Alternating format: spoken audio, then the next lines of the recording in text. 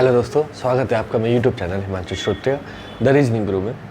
तो आज के 10 क्वेश्चन मुझसे शुरू करते हैं। उससे पहले बता रहा हूँ, थोड़ा सा आवाज़ शायद आपको अजीब सी आ रही है, थोड़ी जुकाम हो रहा था, तबीयत खराब हो रही है, बट क्योंकि सीरीज़ कंटिन्यू रखना चाहता हूँ, छूटे ना आप लोगों का, क्योंकि वैसे ही पेपर की वजह से मैं 2 दिन की छुट्टी हो गई, दो तीन दिन आपको क्वेश्चन नहीं मिले, तो इसलिए मैं करा रहा हूँ। तो थोड़ा सा आप ध्यान से सुनेंगे तो समझ में आएगा।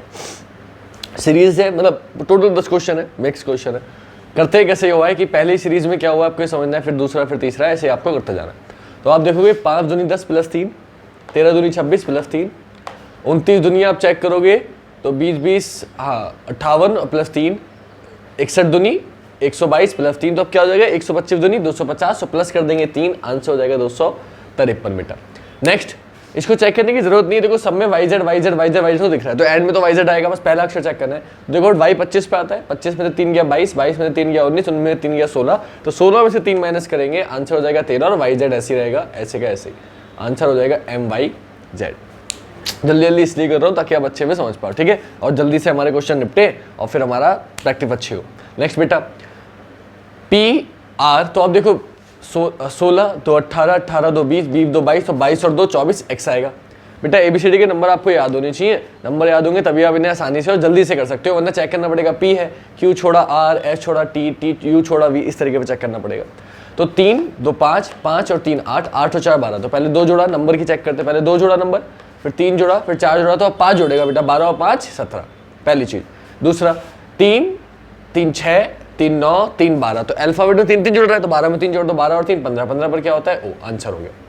बेटा नंबर याद कर लेना बस, है ना, मैंने करा रखा है, आप बस एक वीडियो देख लेना, उससे खुद याद हो जाएंगे आपको। नेक्स्ट आते हैं बेटा, ये क्वेश्चन देखने में थोड़ा अजीब सा लगता है, बता दूं कि ऑप्शन देख के पता चलेगा कि इसमें करना क्या है। इसमें जो ब्लैंक दे रखे हैं ना, ये ब्लैंक आपको लगता है डैश है, ये बीच में संबंध बताने का, नहीं, ये ब्लैंक दिए हैं आपको इसलिए ताकि आपको ये बताना है कि ब्लैंक के स्थान पर इनमें से कौन सा ऑप्शन आएगा। तो बहुत सिंपल है, कैसे, 1 और 5 है तो 4 का गैप है, यानी कि बीच में एक संख्या आ सकती है, कौन सी आ सकती है, 2 का गैप, कि 1 और 2 3, 3 और 2 5, 18 और 2 20, 20 और 2 22, तो अब 1 और 2 3 होता है, यानी कि सी से ऑप्शन शुरू होना चाहिए, तो सी से ये था और ये था। फिर यहाँ 18 और 2 20, 20 पे टी होना चाहिए, सी के बाद टी किसमें, इस ऑप्शन में आंसर हो गया।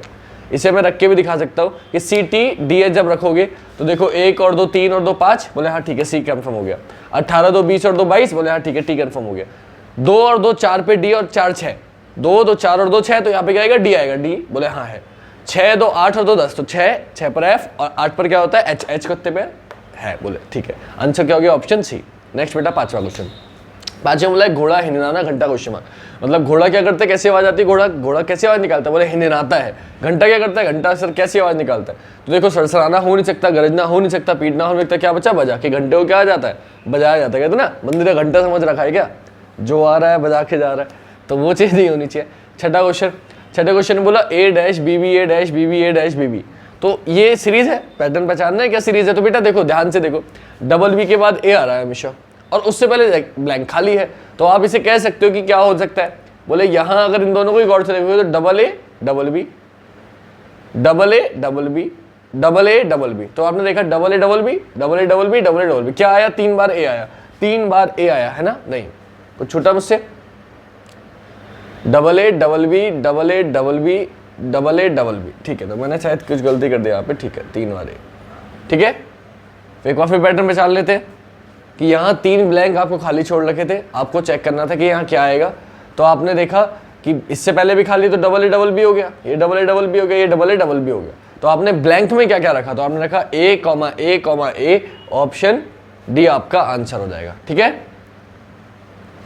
और कोई पैटर्न लगा के देख लो, क्या कोई लग तो नहीं रहा है, तो और कोई पैटर्न मेरे हिसाब से तो नहीं लग रहा है, बाकी आप एक बार चेक कर लो, ABB नहीं है, ठीक है, हाँ ये लग रहा है बेटा, double A double B, double A double, तो आप ये आंसर लगा दोगे, ये सही है, तो ट्रिपल A आपका आंसर हो जाएगा। नेक्स्ट आते हैं बेटा 7वें क्वेश्चन को आपको बताना है, ये दिए गए थे और ये एक सिंबल दिया गया था, इनके नंबर क्या होंगे आपको बताना था, तो कुछ नहीं करना होता ऐसे क्वेश्चन में, कंफ्यूज मत होना, जिस चिन्ह का जो नंबर है बस वो कॉपी कर देना है। तो इस चिन्ह का नंबर कौन सा है, बोले 4, इस चिन्ह का नंबर बोले 5, इसका नंबर 9, और इसका नंबर 0, और इसका नंबर 6, ये आपका आंसर होगा। तो ऐसे क्वेश्चन ही बहुत बार आते हैं, थ्योरी समझ नहीं पाओगे, समझना ही मत, कोई कोड दे रखे होंगे, कुछ नंबर को, कुछ अल्फाबेट को कुछ कोड दे रखा होगा और यहाँ कोड दिए होंगे, नंबर पूछेगा, तो सेम टू सेम बस उतार के कॉपी करना है, कुछ नहीं करना, और वहाँ सॉल्व मत करना, वहाँ ऑप्शन दिए होंगे, ऑप्शन से निपटा देना, ठीक है। नेक्स्ट क्वेश्चन ये तीनों क्वेश्चन में आपको करना यह है कि 4 ऑप्शन दिए गए हैं इनके, और आपको बताना है कौन सा नहीं बन सकता। अंग्रेजी वर्णमाला के इस शब्द के अक्षरों से कौन सा शब्द नहीं बनाया जा सकता है, ढूंढना है। क्लियर? इसमें कुछ क्वेश्चन मैंने अभी कराए भी थे, 10 क्वेश्चन की सीरीज आपको कराई थी। तो बात करते हैं क्वेश्चन की, कौन सा नहीं बन सकता है, कौन सा बन सकता है। तो बेटा कौन सा नहीं बनेगा, तो सबसे पहले देखा इनसाइट, बोले भाई सारे अल्फाबेट मौजूद है।